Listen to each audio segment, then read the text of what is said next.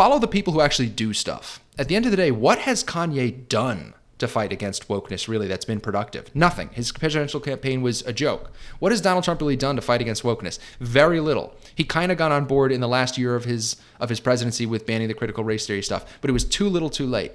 Actions speak louder than words, especially when those words are unhinged conspiracy theories.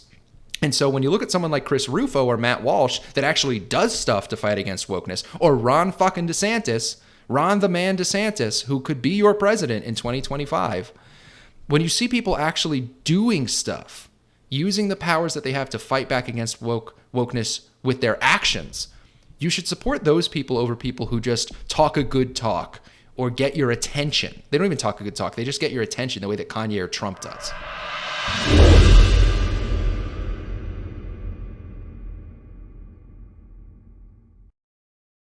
Welcome to the Veritas Podcast. I'm Scott Veritas. Ben Rebellis, my usual co-host, he is on vacation today. He's taking a much-deserved break from the podcast and from work, but I'm here with my friend Peter, whose voice you'll probably recognize if you've listened to this channel for a very, very long time. If you've been listening to the Scott Veritas YouTube channel for like 2 to 3 years, you're going to recognize Peter's voice, but that's neither here nor there. We've got a couple of things to chat about today on today's special guest host edition of the Veritas Podcast with Peter, and we're going to start with the midterm elections. It is midterm season. There's just about 2 weeks to go as of the time of recording, and by the time this comes out, it'll probably be exactly 2 weeks. And it's an interesting time because Republicans seem to be gaining considerable ground seemingly out of nowhere, although it could be attributed largely perhaps to the state of the economy.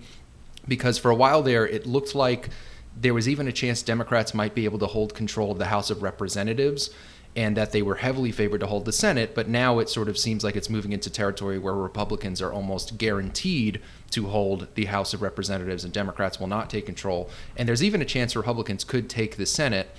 But that is kind of where I want to get to a little bit of a sticking point with what is going on with the midterms. And that is that I think Republicans, if you asked me today, I would say it's probably going to still end up a Democratic Senate. It's probably going to be the same that it is now, 50-50. There will be no net gain or loss for either party in the Senate. It'll end up being 50-50 just like it is now. Joe Manchin will still be king of the Senate, along with Kyrsten Sinema as queen. And I have to say, if Republicans had nominated better candidates in 2 key races, Pennsylvania and Georgia, they'd be like all but guaranteed to take the Senate right now. And it really kills me because, I mean, the candidates in question, if you don't know, are Dr. Oz, which still makes me laugh a little bit, in Pennsylvania, who's running for Senate as a Republican in Pennsylvania, and Herschel Walker in Georgia, who are both Trump-endorsed and Trump-approved candidates who are not doing as well as they should be, particularly Herschel Walker, who's running in a red state but is still running behind the incumbent Democratic senator. These guys are buffoons. I mean, Dr. Oz is a celebrity candidate. He's a carpetbagger. He's not from Pennsylvania. He's from New Jersey. He owns property in New Jersey. So he's not particularly popular in Pennsylvania, although he does seem to be narrowing the Democrats' lead in that state a little bit. Herschel Walker is significantly worse and probably the worst candidate of the election cycle. Herschel Walker, for anyone that doesn't know, I think he was a running back for the Cowboys in the early 90s, and he was a really good running back. I looked up his stats. He was a little before my time, and I'm not a Cowboys fan. But other than the fact that he played football, I just really couldn't find anything that makes him significant or makes him a good candidate for Senate. He has turned out to be a terrible candidate, which a lot of Trump-approved candidates end up to be. He's not only gone along with the election conspiracy stuff, but I believe he has multiple illegitimate children, and they actually uncovered more illegitimate children during the campaign. He has claimed to be like a Georgia police deputy and waves around a police badge during debates saying that he's in the Georgia Police Department, who has said that they have no record of him actually being that, and that the badge he has is a ceremonial badge that is given to many local celebrities. And there was a bombshell report just about a month ago that he allegedly paid a woman to have an abortion some odd years ago, despite the fact that he is staunchly pro-life. Needless to say, he's not a very good candidate for Senate. And I will throw it to you, Peter, because I wonder what you make of the fact that, as far as I'm concerned, the reason for me saying all of this is it just feels like Republicans shot themselves in the foot in a year where they're poised to do very well, by taking 2 Senate seats. That's a lot. 2 seats can make all the difference in the world. If it ends up being a 51-49 or a 50-50 Senate in Democrats' favor, you might be able to blame Dr. Oz, Herschel Walker, and Donald Trump, who lifted up those 2 candidates, for the Democrats still controlling the Senate, which is a big deal. What do you make of it, Peter? I think that speaks a lot to how poorly the Democrats have been doing on the policy front over the last couple of years. The fact that they can run kind of these jokes of candidates in some ways and still not get blown out of the water is pretty remarkable.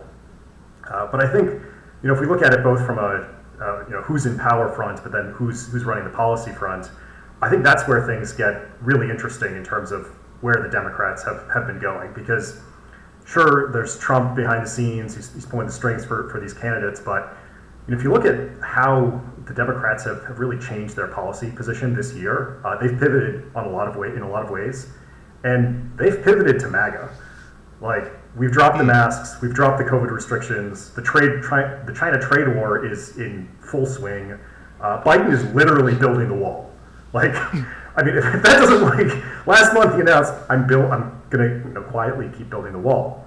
Like, they've adopted a lot of the Republican policy positions, and I think that's another reason why potentially the Republicans aren't doing quite as well as they could be, in part because, in some ways the Democrats kind of got their shit together in terms of not promoting crazy policies and just running halfway decent candidates, and then making the Republicans look like the crazy ones. Biden, he withdrew from Afghanistan. His energy policies have pivoted away from all the ESG stuff.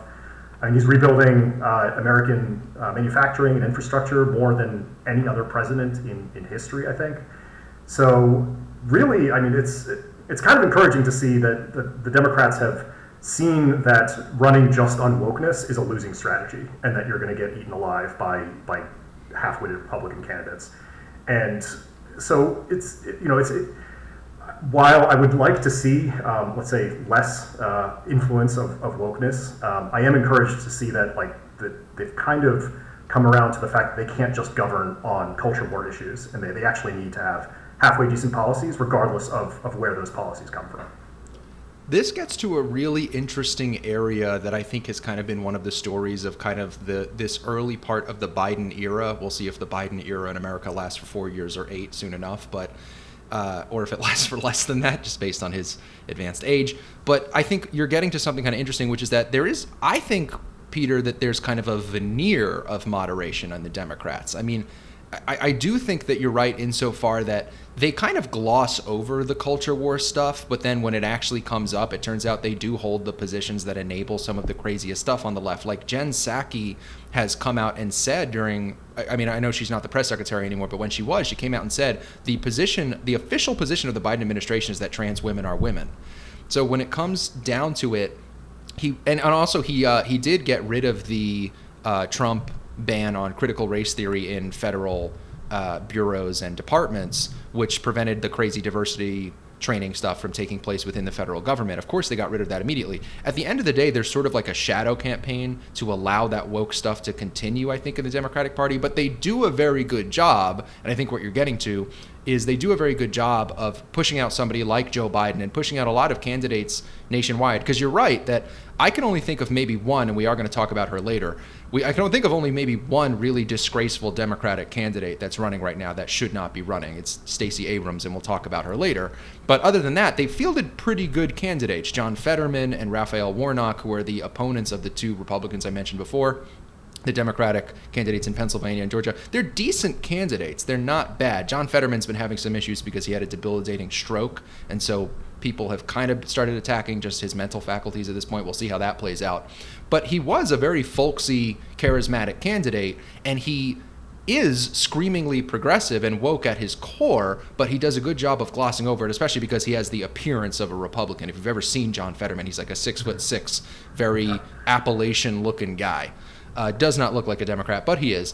But I don't know if I don't know what to make of what you said, Peter, because I feel like at the end of the day, for me, I don't want to credit the Democrats too much because I think that they are being taken over by wokeness. They're certainly not addressing it. You'll never hear Joe Biden say, maybe we shouldn't have gender ideology and critical race theory in schools. Maybe Chris Rufo is right. Maybe we step away from that on a policy level and we actually have state governors get rid of that so that the Democratic Party can move on from wokeness. That I would welcome. I would vote for Joe Biden if he said that. If he actually said, hey, you know what, we're going to move away from this stuff. We're going to focus on good economics, good immigration policy, some of the things that you were mentioning before. But I feel like there's a disingenuous sort of moderate veneer to the Democratic Party right now. I don't think it's really all that genuine. I guess I want to give them credit on a strategic level, I think, for having the appearance of not being overtly woke, and I think that's prevented a lot of people from voting against them up until this point. But I don't know how much longer it can last because you have people like Chris Rufo and Matt Walsh kind of exposing what is going on, certainly at the local level and especially in schools. Yeah, I think we have to distinguish between what's going on locally with Democrats and what's going on nationally. I think nationally, at least personally, I'm very encouraged by the pivot they've made because that first year of the Biden presidency was just one culture war issue after another and another handout to a special interest group. Like, it was awful. It was terrible. And they were going to get eaten alive. So strategically, they realized they needed to change. Like, they actually needed to, like, govern at the national level. And the fact that they've, it's not, let's say there all are, all of these still lingering issues, particularly with regards to, let's say the trans issues or even like student loans and migration and all these other things. They're kind of still lingering there in the background. But the fact that Democrats have stopped just 100% leaning on culture war issues, like that's a very encouraging kind of step away from the brink. Locally, I think it's still a very different story. There are still localities that are off the deep end woke in terms of their what's going on in schools, what's going on with letting prisoners go, not prosecuting crimes. Like, there are a lot of terrible issues at the local level. So I do think there's an important distinction between how the Democrats are governing at a national level, where they have to appeal to a much broader base compared to what they're doing locally, where they can just go off a cliff and everybody cheers them on. So from that perspective, I think I'm less worried about the second half of Biden's term than I was let's say a year ago. But locally, I think there's still some really awful things going on, particularly in these kind of like deepest blue cities. Yeah, in the cities. I mean, that's the thing, though, is that I think that could explain a lot of what we're seeing with this Republican momentum. I do think that people are starting to see what's going on in schools with critical race theory and gender ideology, and really they're seeing crime.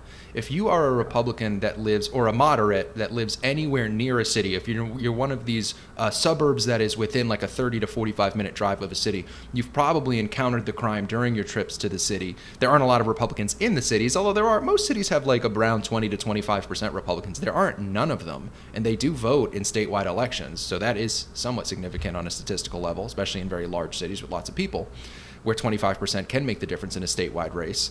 But I do think that does explain some of what we're seeing with this Republican momentum. I mean, the crime thing has been completely out of control. And when you poll people on who do you trust to control crime, they say Republicans. When you poll people on who do you trust to fix the economy, to deal with immigration, they say Republicans. And these are the issues that people are thinking about. People aren't necessarily thinking about January 6th and election conspiracies. But at the same time, I have to admonish Republicans for nominating candidates that give into that stuff, because it can distract from, I'll put it this way. You had in both Georgia, I think his name was George Brnovich, he was like the agriculture commissioner or attorney general or something. He ran against Herschel Walker and lost in the primary. A perfectly generic Republican who would probably win that election. In Pennsylvania, you had David McCormick, somebody who just would have talked about crime in the economy and probably won that election, but he lost his primary to Dr. Oz by like 1,000 votes. It was extremely close, and I guarantee you it was swung by the fact that in the week leading up to the election, Donald Trump endorsed Dr. Oz. I still don't know why he did that. Dr. Oz is not even a particularly conservative candidate. I have no idea, other than the fact that maybe he saw another celebrity and was like, cool, I want this guy. I mean, Herschel Walker also being a celebrity candidate.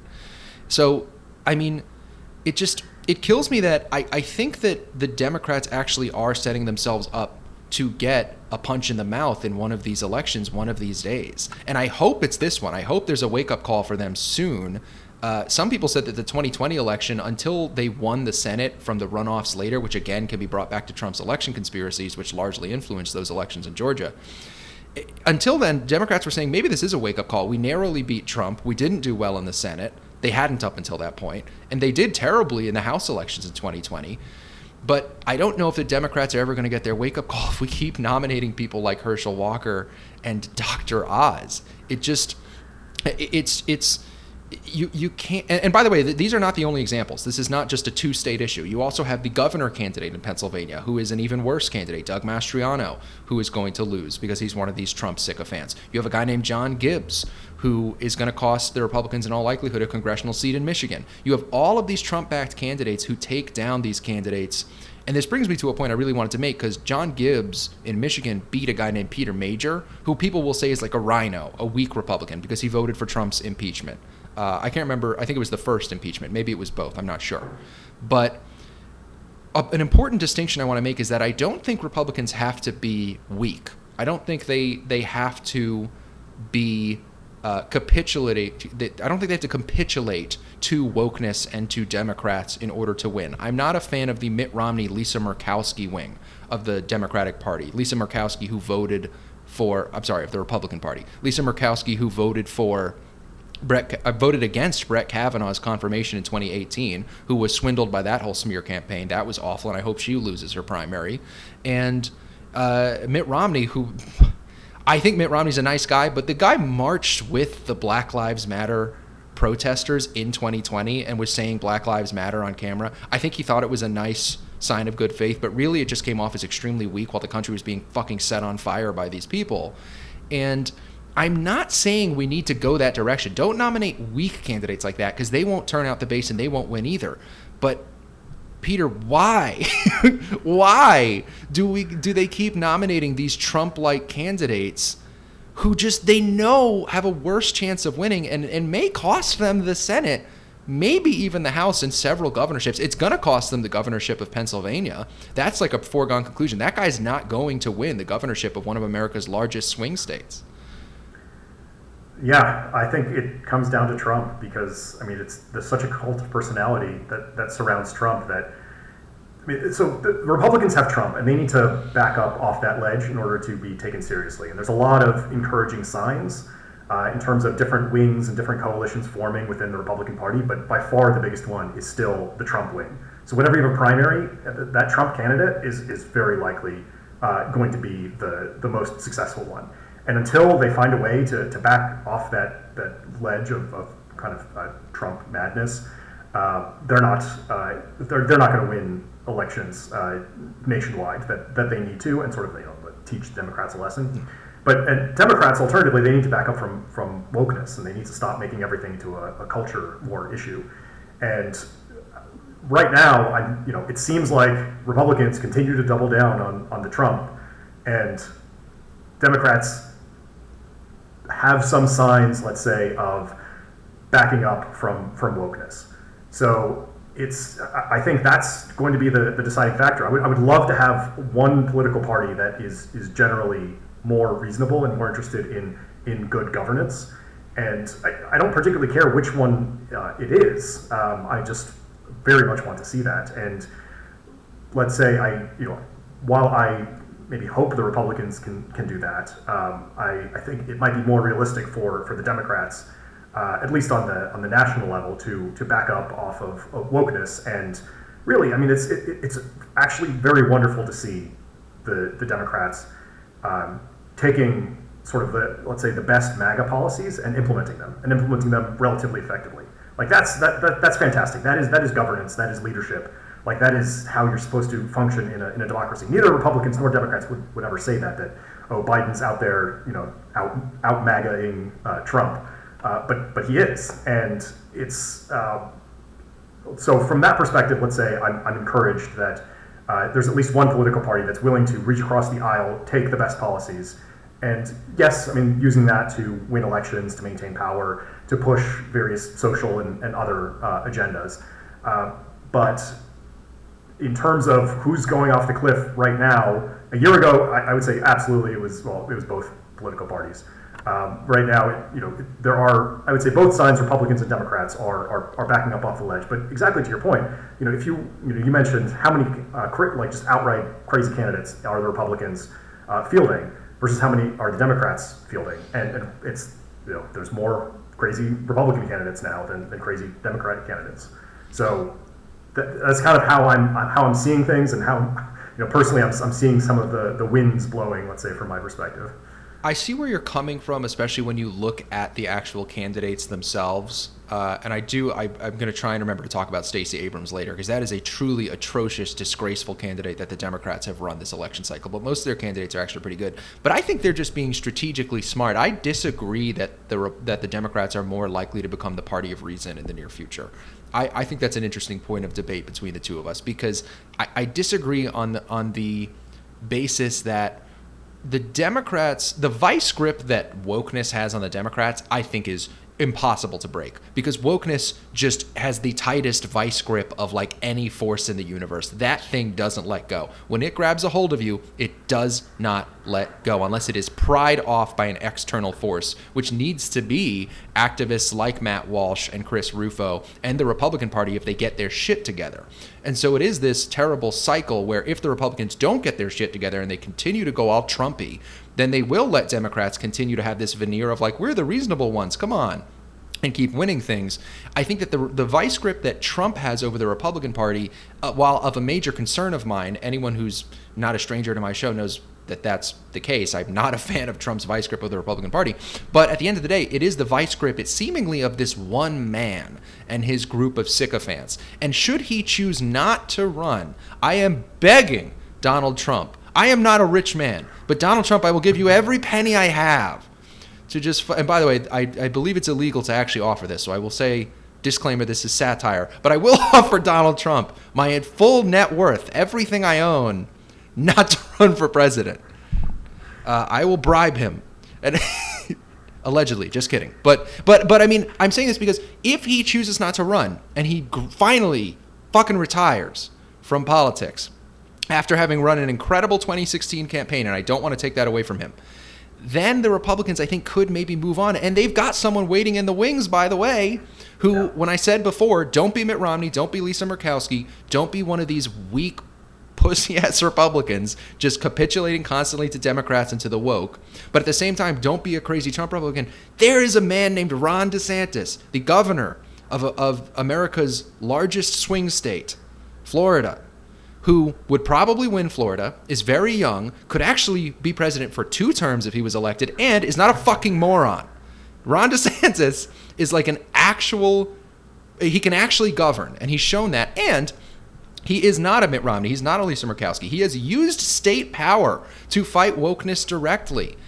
And so it just kills me this kills me, but to bring it back to kind of the original point I was making, I think Republicans are like, it's like a 2-step process to get away from the Trump vice grip. The Democrats with wokeness is like, that goes back a while. That goes back to like the 2008 with the beginning of the Obama administration is when they started to go woke. I mean, that whole primary in 2007, 2008 was, are we going to elect the black guy or the woman? Like, not even considering that they would nominate a white man. Like, it's pretty deep in there, and I disagree, and I think that the Republicans they're like 2 steps away, and that's why it kills me, because I don't think they're going to do it. I think Trump is going to run in 2024. I think he's going to maintain that vice grip, and it's killing me inside.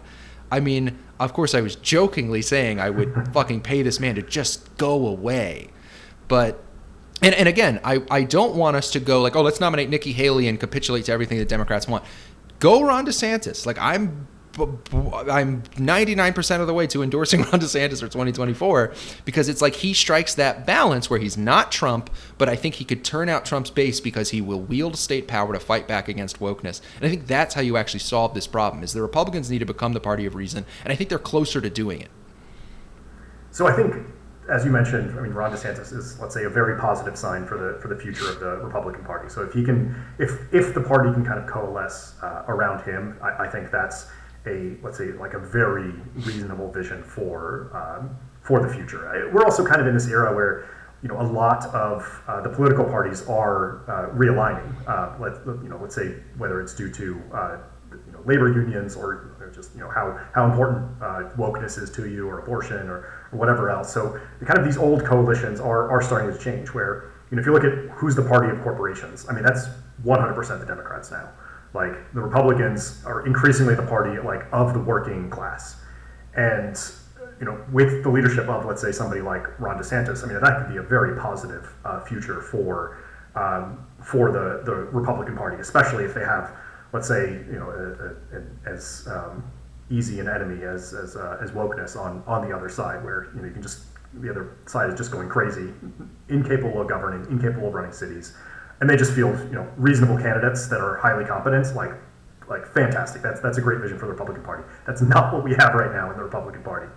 But I do think, going back to your point about the vice grip of wokeness, I do think there has been a very material change. And I think what happened was the war in Ukraine. Putin invaded Ukraine, and all of a sudden, all these people on Twitter, all the blue check marks, they started flying the Ukrainian flag. And you know what's scarier than racists? Russians. So there's a new kind of big enemy. There's a new scary thing. So everybody who's, let's say, a tourist in wokeness. So there's the core believers. They will forever be woke, for several percent of the population, no matter what. But there's all the tourists who are there because it's the cool thing to do, because it gives them power, because it gives them influence, social status. All these people in New York and everywhere else. Like they don't believe. They just want to join the bandwagon. They believe in the current thing, as Mark Andreessen loves putting it. Now the current thing is Ukraine, and I think that has, let's say, cleared a lot of minds and focused a lot of attention that, hey, the world has real problems. There could be nuclear war, and I think that takes, let's say, a lot of the people who were distracted before by culture war stuff, but then also all the tourists who are just there for status and power, and so now all of a sudden it feels like wokeness is a lot smaller than it used to be, and I credit Ukraine for that. I get where you're coming from, but I feel like we've seen this movie before. In March of 2020, and we were actually still doing a different podcast at that time, Peter, so I think you'll remember. In March of 2020, we had a conversation on the air, I think, on an old podcast that has been unlisted from the channel just because it's an old show, but we had a conversation about this, that when a big global crisis like a war between two countries that have McDonald's, which is a big deal, what's going on in Ukraine, I say between two countries that have McDonald's because if you're curious, just look up McDonald's theory of peace and you'll know what I'm talking about. But that is a big deal, and it does seem to have snapped some people into a mindset where they're at least paying attention to something that's more substantive than chopping the breasts off of teenagers, But not that isn't substantive, but it's not substantive to be for it, is what I'm saying. But anyway, but in March of 2020, we had a conversation where it was like COVID is hitting. COVID is a global pandemic that is killing lots of people at that time. It was killing a lot of people before the vaccines. And we were like, maybe this is a moment where wokeness will take a step back because we have a serious problem. At the end of the day, when there's zombie apocalypse, aliens invading, global crisis, something of that magnitude, that the wokeness vice grip loosens at least. And I would say it loosened for about 2 months. I think in March, April, and May of 2020, it loosened. And then in June of 2020, they found a fucking way, after the video of George Floyd being, I don't even have to say allegedly anymore because he's been convicted, but being murdered by Derek Chauvin, after that video came out, that theory came crashing down because wokeness achieved a new zenith, a new summit, a new peak during the summer of 2020, during the global pandemic. And it, in my eyes, seems to have soldiered on. And yes, there are these moments where the current thing isn't as inherently woke because it just doesn't have the same kind of contours to it. It's very hard to be woke about what's going on in Ukraine because it's a geopolitical issue. It's not a domestic social issue, the way that gender ideology and critical race theory are. But I think that's already been shown to be somewhat temporary because then Roe v. Wade happened. That domestic social issue seemed to overtake what was going on in Ukraine for some time. Now we're seeing a lot of stuff about gender ideology and critical race theory. Maybe that's me being in a little bit of a Twitter bubble, I will admit. But that does seem to be exploding, certainly at the local level. But I don't know. I don't think that the war in Ukraine... I think the war in Ukraine is more or less similar to the beginning phase of the pandemic where it feels like people are being more serious. At least they're talking about something that isn't inherently woke, that is a serious issue. And even if they are sort of being for the current thing, at least it's somewhat defensible. I think it's perfectly defensible. I don't know anything about the war in Ukraine. I don't pretend to know. I generally assume that I understand that Russia is the aggressor and that I'm really for Ukraine, but I don't like wave the Ukrainian flag around just because I don't pretend to know anything about geopolitics, because I don't. But I think it's perfectly defensible, obviously, to be for Ukraine, whereas I don't think it's defensible to be for most things that are the current thing. But I don't know if I agree with your theory that these sort of big global crises are going to be the thing that loosens the grip that wokeness has on our domestic dialogue. But I think it already has. I think there's remarkable unity having such a almost comical enemy in Vladimir Putin riding the bear. Like, I mean, he's a James Bond villain. He's a joke. Like, he's a joke. Like, he's killed tens of thousands of people, ruthless dictator, all of that. But like, as a villain, it's so easy to see like how villainous he is, and that's a grand narrative that people can live, where they're like, oh, like I'm supporting Ukraine, I'm fighting against this terrible dictator that wants to do all these terrible things, and that is unifying to the same extent that, or maybe even more so than COVID was.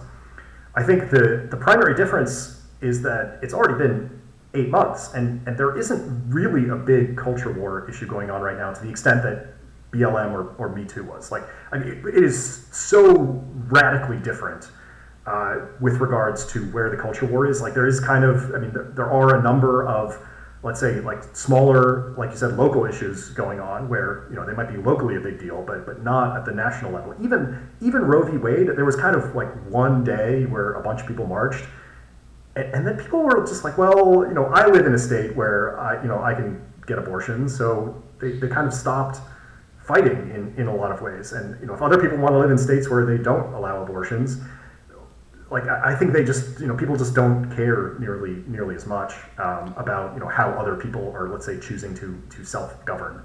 So I think that's it seems like there have been multiple opportunities for some new culture war issue to emerge and kind of take over the psyche, but all those blue check marks, they still fly the Ukrainian flag. So it's been 8 months. I'm hopeful it continues, and maybe that's just something that we need. I mean, also, you look at the, well, I know you don't want to talk geopolitics, but everything that happened with Taiwan and Nancy Pelosi and all of that. So there are a number of, let's say, new, let's say, international concerns that people have, and they can kind of focus their attention on that and find the enemy externally rather than looking for domestic terrorists. And if somebody needs an enemy to fight, like Vladimir Putin, like go right ahead, fight Vladimir Putin, like and take all of that, hatred and what, and you need to vilify somebody, like vilify him.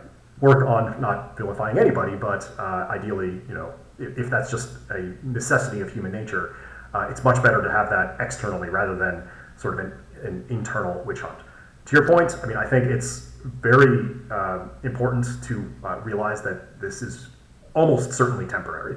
Like, I don't think that either the war is going to last forever or that the attention won't go back to some new culture war issue. But during that time, hopefully some of the, let's say, institutions that have been most taken over by wokeness can either find their heads again, or really, like,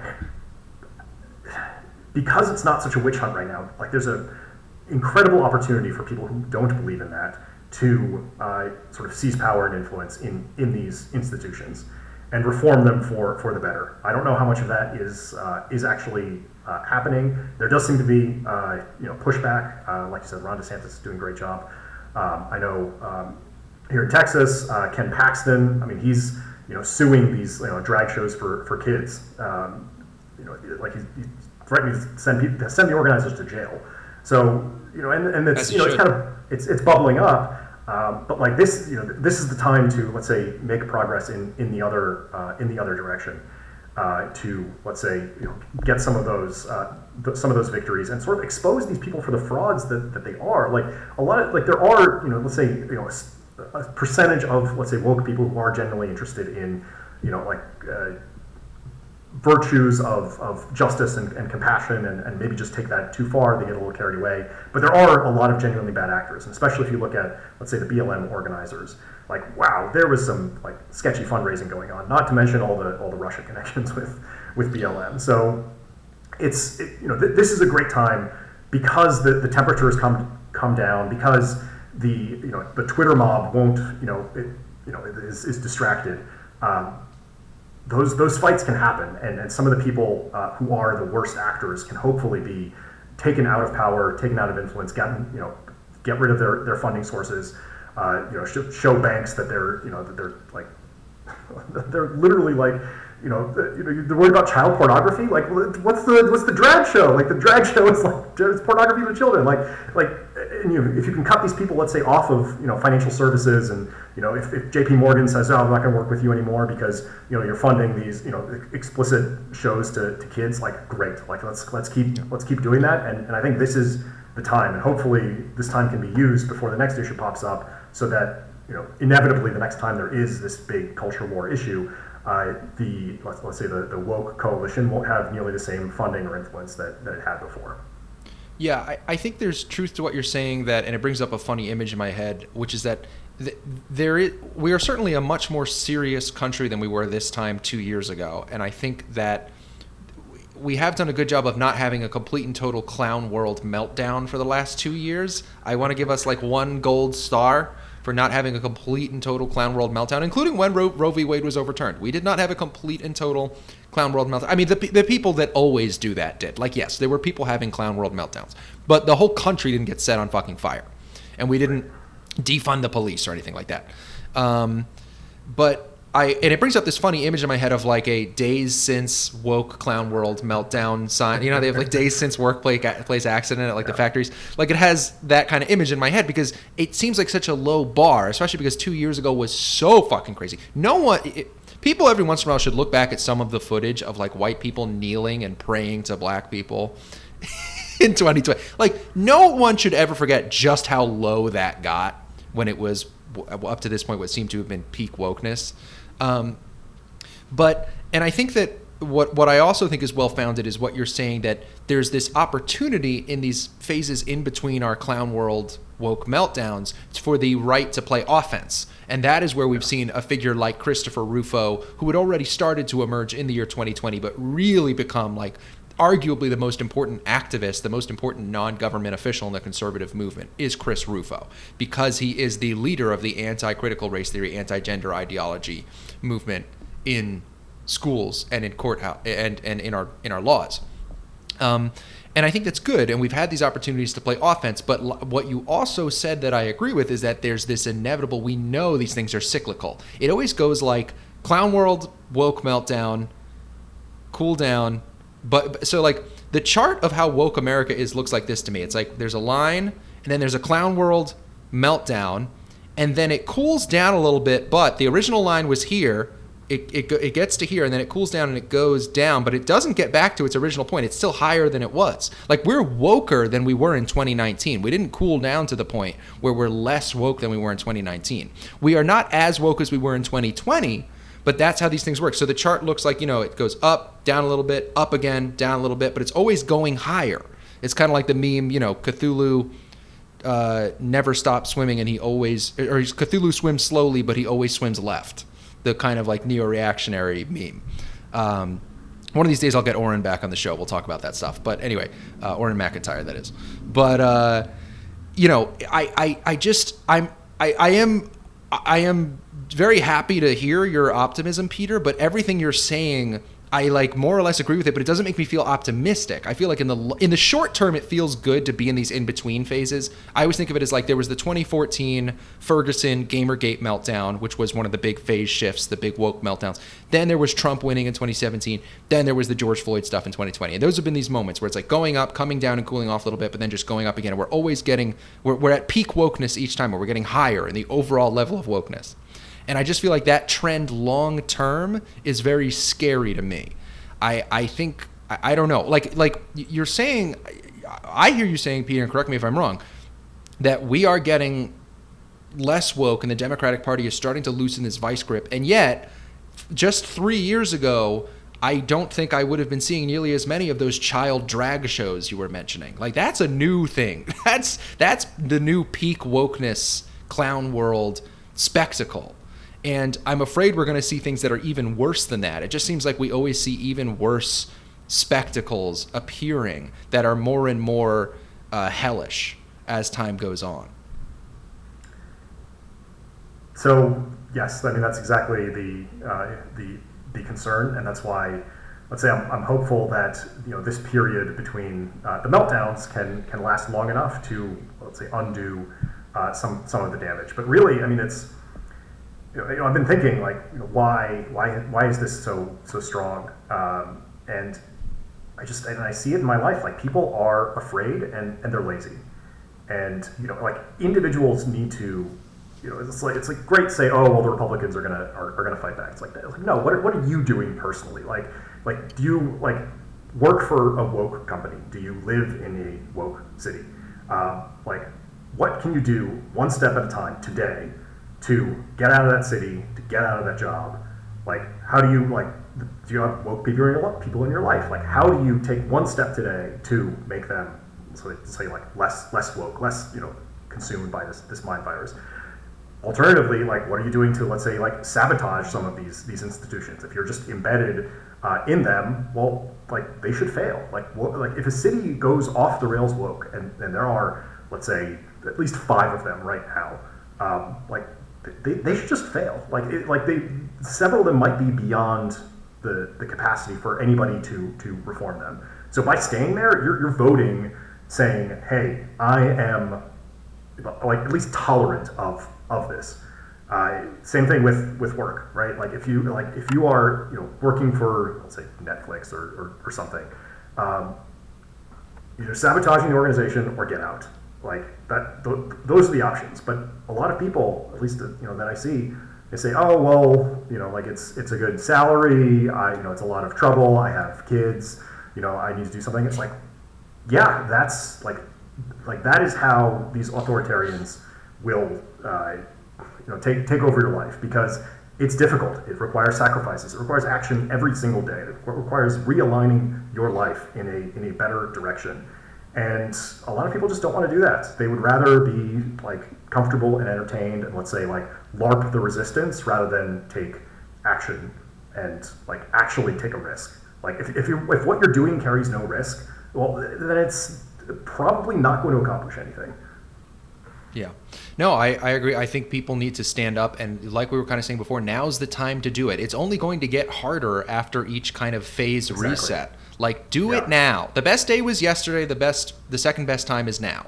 I think it was Ben Franklin who said the best day to plant a tree was yesterday. The second best day is right fucking now. And that is how he said it. Look it up. But it's like, start fighting back in some way, even if you're just doing what I do, even if you're just getting on a soapbox and trying to work out stuff and make sense of stuff in a way that's honest and in a way where you're not bowing down to woke nonsense. I don't do that on this show, even though it could get me in trouble with certain people. It's like, do something. Right now, one thing I'd recommend to people, pay attention to what Chris Rufo and Matt Walsh are doing. I think Colin Wright, who's been on the show, who's been on the Veritas podcast, is also involved in this movement against what's going on in schools right now. And you should be going to those rallies. They just had a big rally in Nashville with 3,000 people against child mutilation. Be a part of this movement, please. And don't just do it behind a computer screen. Go out and do it in person, because when Matt Walsh and Chris Rufo come to my city, I'm going to be out there. And I will see some of you there. And I think it's a good place to leave this topic off, because there is something else I wanted to talk about today on I'll go with lighter note. I'll go with lighter note because I think it's funny. Some people might not, especially a lot of Jewish people like myself might not find it very funny. But I think it's funny. And it's Kanye West, the man, the legend, and the alleged anti-Semite. Kanye West. I want to talk about Kanye because I think he kind of, and this kind of brings us back to what I was saying about Herschel Walker and Donald Trump earlier. Kanye is, to me, someone who strikes me as a heterodox figure that I should like. I should like Kanye on paper because he's a heterodox thinker, but I don't. And it's not because I don't like his music. I think he's made a lot of really great music. I even liked that song he made about beating the shit out of Pete Davidson. Don't think you should make songs about beating up your ex-wife's boyfriend. I think that's bad, the lyrical content, but I liked the song. It was a good song. I think they broke up already, so... Did they? Yeah, so now it's like, fine. Now it's just her ex. So you can just beat him up. No, I'm kidding. Don't beat up Pete Davidson, Kanye. Don't do it. And also, don't say anti-Semitic. Don't say some pretty fucking strange shit about the Jews on your... It's either... I think it's like a podcast or a radio show he does or something. Kanye said some strange stuff about the Jews. There was also a controversy with... he wore a White Lives Matter sweatshirt leading up to these anti-Semitic comments. I don't even necessarily really want to talk about that unless, Peter, you strongly disagree with my position, which is that I don't care that he wore the sweatshirt. The sweatshirt is kind of neither here nor there for me. I actually am I think it's funny that he wore a White Lives Matter sweatshirt. I think it's funny for people to get mad at that. I'm not that interested in the sloganeering battle between Black Lives Matter, White Lives Matter, All Lives Matter. I think they're all slogans and they're all kind of annoying, but I do think it's funny that people freaked out that he wore a White Lives Matter shirt because, of course, White Lives Matter. They do. Just like Black Lives Matter. Because all lives matter. And then you get into this slogan fight. But anyway, getting back to what I was saying before, he's a heterodox figure, and I like him on some level because he's a black male, he's a black man entertainer. Usually black entertainers are not very heterodox, unfortunately. It's just they kind of fall into that category of wokeness, whether it's Beyonce and her feminist nonsense or whatever. But Kanye is the biggest black entertainer of all. He's like the biggest entertainer. I think he's got the highest net worth of any entertainer. He's worth like $4 or $5 billion at this point.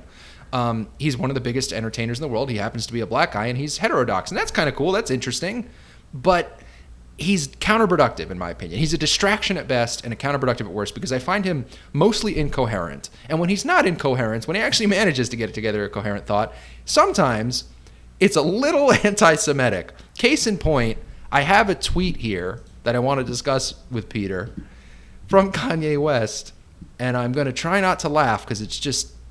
Kanye, or Ye, it looks like he goes by Ye now, said, "I'm a bit sleepy tonight, but when I wake up, I'm going DEFCON 3 on Jewish people." Sorry, I'm going to try that. He said, "I'm a bit sleepy tonight, but when I wake up, I'm going DEFCON 3 on Jewish people." The funny thing is, I actually can't be anti-Semitic because black people are actually Jewish also. You guys have toyed with me and tried to blackball whoever opposes your agenda. The reason I'm laughing as I read this is because I don't think Kanye hates Jewish people. I think he's gone down some kind of fucking rabbit hole. Maybe he's getting a little too close with Nick Cannon and Ice Cube and some of these other rappers who have a tendency to say anti-Semitic things. And this is a conspiracy theory. This is Kanye's moment that unfortunately a lot of figures on the right end up having where he goes, the Jews! Like there's always a the Jews moment with some of these far-right figures, and it frustrates me because up until they start talking about the Jews, a lot of times I'm kind of like, yeah, man. And then they start talking about the Jews, and just like on the left when they start talking about equity and they start talking about, like black and brown and women of color, my eyes roll back in my head. On the right, the version of that for me is when they start talking about the Jews.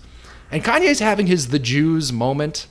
And to me, it's an example of, and to Trump's credit, I don't think Trump ever really had that moment. Trump, I don't recall ever, he said things about a lot of different groups of people, but he never really went after the Jews. But it seems like most of the figures in this kind of heterodox but counterproductive category that I'm identifying for people like Kanye and Herschel Walker and Trump, they have this moment, and I just want to ask you, Peter, because it kind of escapes me, what the fuck is this about? How do people find themselves, like I could barely get through Kanye's tweet without laughing. How do people go down these weird Jewish question rabbit holes without realizing that they're just making a fool of themselves and they're wasting time? Like the other tweet that got him in trouble was, do you know who invented cancel culture, implying that it was Jewish people? Cancel culture is a very serious issue. I love seeing Kanye tweet about cancel culture. Why is he implying that the Jews invented it? Where the fuck did that come from? It's such a waste of time with an issue that actually is important from a man who actually has the power to change things in this country. He's a very important person. I think this is the issue with, let's say, valuing people just because they're heterodox. Because heterodox thinkers are great when the orthodoxy is wrong, and it's historically, it's in cycles where you have an orthodoxy that gets established, but it outlives its usefulness, and then you need the heterodox thinkers to come in, and they kind of look like the heroes. But most of the time, the heterodox thinkers are just like crazy wackos, and I think that's what I think that's what Kanye is at this point. So it's just he doesn't actually believe any of this. And this is the same thing with Trump. It gets him attention. Being heterodox gets him attention. So that's the only reason he's heterodox. As soon as doing something else is going to get him attention, he'll be whatever that is. And sort of the value in heterodox is only when the orthodoxy is incorrect. And it is it is dangerous, and so we should value them, we should protect them. This is why freedom of speech is important, is so that you can speak out against the established powers, the Jews. But the most important thing is that we don't value it for its own sake. Where if you're just disagreeable, if you're just saying, it's conspiratorial ideation, where you can see a conspiracy everywhere, and you're heterodox because you're calling out these conspiracies everywhere. It's like, no, you're just fucking crazy. And I think this is what Kanye has fallen into in many ways. Trump has fallen into as well. It makes him money. It gets him attention. It feeds his ego. Why wear this White Lives Matter thing? I don't think he cares. I don't think he cares at all about either side of it. He cares about seeing his name getting discussed, as we are right now. So, and this is more generally, let's say it's most common with celebrities, but more generally with heterodox thinkers. I don't think we should necessarily value somebody based on them being a heterodox thinker, other than the fact that they should be protected from, let's say, the cancel culture mob.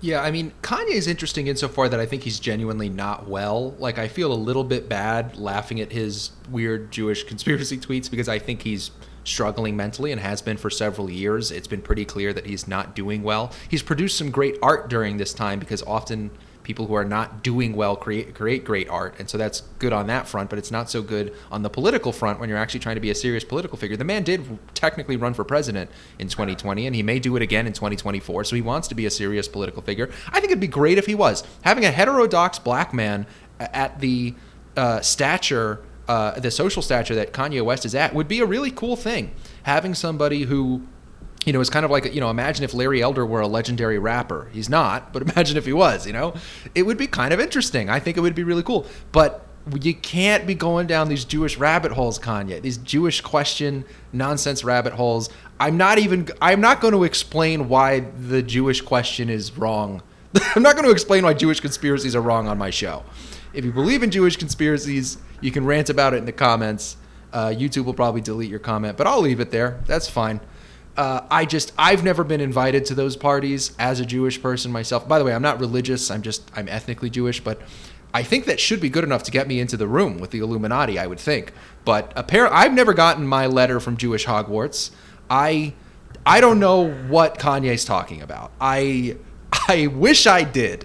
If there's a room where the Jews get together and decide what to do and who to cancel, I would love to be in that room. I would love to claim my ethnic heritage and be in there. But, I mean, Kanye's, like I said, I think genuinely not well, and so his motivations are a little bit hard to understand. I don't necessarily think it's to stroke his ego. I think he might believe some of the stuff, but I think what you said, Peter, is perfect when it comes to Trump. I mean, Trump's closest moment to the Jews moment has been these election conspiracies, where his ego is threatened by the fact that he did lose the 2020 election, and so he goes off on the fact that he didn't lose, he actually won, which is not true. And it's not as laughable as the Jewish question for aforementioned reasons, but I mean, it's much more dangerous in a way, because there seems to be a lot more people who believe it. Thankfully, Kanye has not started a movement within the Republican Party where people seem to think that Jews control the world. That's not a common belief in the Republican Party, as far as I know. But there is a solid 30% of the Republican Party. Like, its base seems to think Donald Trump won the 2020 election. Which is largely unfounded. And look, it would be one thing if people thought that maybe Democrats have done some fucky-wucky stuff, or they had the means and the desire to do it, and so it's a little bit sketchy or whatever. But to just outright claim that Joe Biden is not a duly elected president, you know what? There was somebody I wanted to talk about that I'm going to mention at this point in the podcast. It's just as bad to say that Donald Trump won the 2020 election and that Joe Biden is not a duly elected president as it is for Stacey Abrams to say that Brian Kemp is not the duly elected governor of Georgia. For those that don't know, Stacey Abrams was the Democratic nominee for governor of Georgia in 2018. She lost by about 1.5% in a close election, but she lost, and she has done the same exact thing that Donald Trump did in 2020. And so the Democrats are hypocrites on this issue because, by the way, Stacey Abrams is the nominee for governor again in these midterms elections in Georgia. They're supporting her again for governor of Georgia, the Democrats. And so I guess I want to meet, because I know that every time I say that Joe Biden is the duly elected president of the United States, I lose like 10 subscribers. Like, there are people that really don't like it when I deny these election conspiracies, but I'm just not going to legitimize them on my show. And I will meet you halfway by saying it is no better when Stacey Abrams does it. It is no better when the Democrats did it for 4 years with Trump. Donald Trump was the duly elected president of the United States from 2017 to 2021. Russia did not interfere in vote tabulation in the 2016 election. Donald Trump was the duly elected president via the Electoral College. Joe Biden was the duly elected president in 2020, and Brian Kemp is the duly elected governor of Georgia. If you can't be consistent on this issue, I don't know what to tell you. Because there are people who, will say like, oh, Stacey Abrams is so crazy, but then they'll be believing Trump's conspiracy shit. But anyway, all of this is to say, Kanye, I think, there's not a whole lot for me to say other than he's an example of someone that has so much potential because he's heterodox, because he's in a position where that has an impact for Black Americans to see someone of his stature in the Black community saying what he's saying some of the time when he's right about stuff, and he does say things that I agree with from time to time, is important. I think it's genuinely important, just like it was important when Candace Owens was doing it. But then Candace Owens and Kanye go off on these wild tangents, and he's found his way to the ultimate wild tangent, which is the Jews. And I can't, there's not much more for me to say about that on the show. There's not a whole lot I can say about Jewish conspiracy theories on the show other than to deny them as a Jewish person. But I mean, I guess I want to pivot here because I'm just sort of kvetching about, to use a Yiddish word in honor of Kanye's anti-Semitism, but I'm just sort of kvetching at this point. But I want to give examples of, because you might ask, like, well, okay, fine, you don't like Kanye West, you don't like Donald Trump, who are the people we should be supporting and supporting as they try to, fight back against wokeness the right way, in my view. I mentioned before Ron DeSantis. I mentioned Christopher Rufo. I'm not talking about, again, I don't think we need to be weak and meek like so many entertainers are, on the opposite end of the spectrum of Kanye West, or on the opposite end of the spectrum in politics and in government than Donald Trump. I don't think we need to go flying in the other direction and capitulate to this stuff. But you gotta, a good way of putting it is that follow the people who actually do stuff. At the end of the day, what has Kanye done to fight against wokeness, really, that's been productive? Nothing. His presidential campaign was a joke. What has Donald Trump really done to fight against wokeness? Very little. He kind of got on board in the last year of his presidency with banning the critical race theory stuff, but it was too little too late. Actions speak louder than words, especially when those words are unhinged conspiracy theories.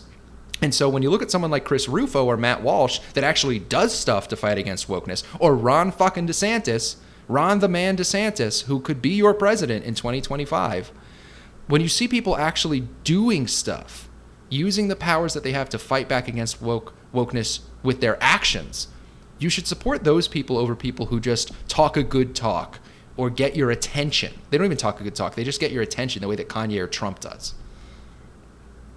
I think I agree 100%. And I think it also, to my earlier point, needs to happen bottom up, because I think the incentives for everybody are, well, just to go along, just give an inch, today and give another inch tomorrow. I'm not going to say that word. Okay, I'll use, I'll require these pronouns at my company emails or whatever, and give one inch at a time. And it's so easy, and it's if you don't set a line ahead of time, then this is how we ended up in our current situation. It happened in academia. It seems to be happening in medicine, where a lot of the things that are happening are like, we're going to look back and say we were like committing crimes against humanity. That's not an understatement. Like, I think it is. No, not at all. It's absolutely terrifying what's happening in some of these places to children. And there are very positive ways to be compassionate for people who are trans, suffering from gender dysphoria, and whatever.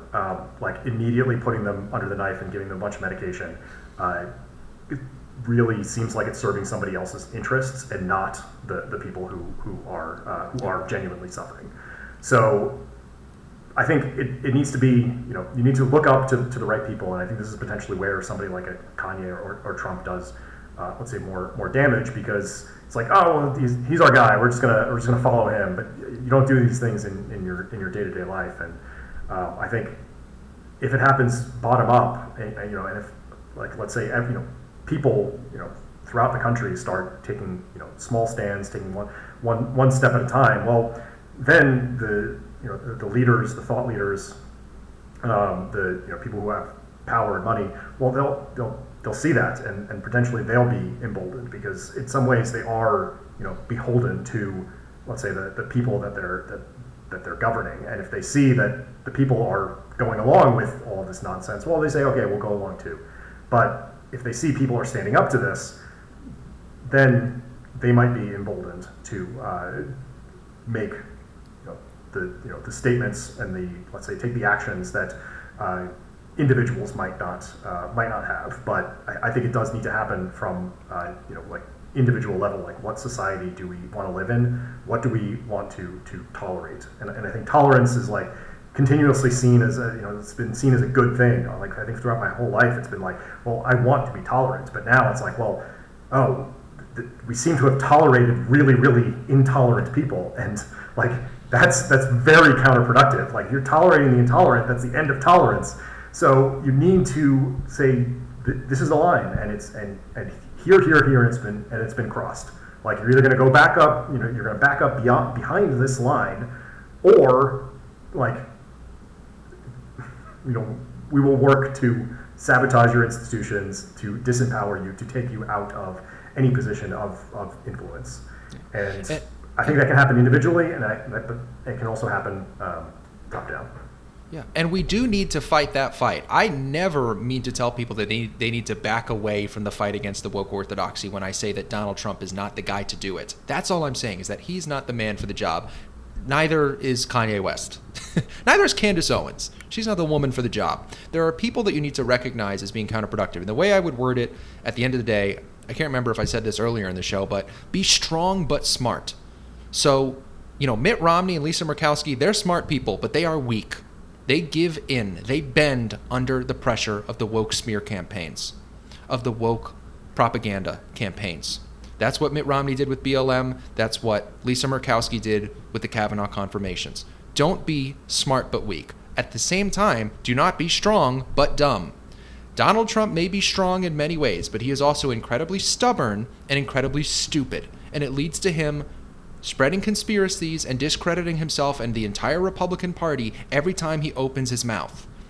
You need to be strong but smart. Don't be Mitt Romney, don't be Donald Trump, be Ron DeSantis, be Christopher Rufo, be Matt Walsh. Be these guys who actually do stuff. Follow the people who do things, who don't just talk and say unhinged nonsense to stroke their own ego. So I think we'll leave it at that with that little call to action. Thank you so much, Peter, for jumping in today to guest host the show. Ben Rebellis should be back on our next show as the co-host, but I appreciate Peter being here today. Hope you enjoyed today's episode. This has been the Veritas Podcast. Please leave a 5-star review on iTunes if you're on iTunes. Please like, comment, and subscribe if you're on YouTube. Thanks so much, and we'll see you guys next time on the Veritas Podcast.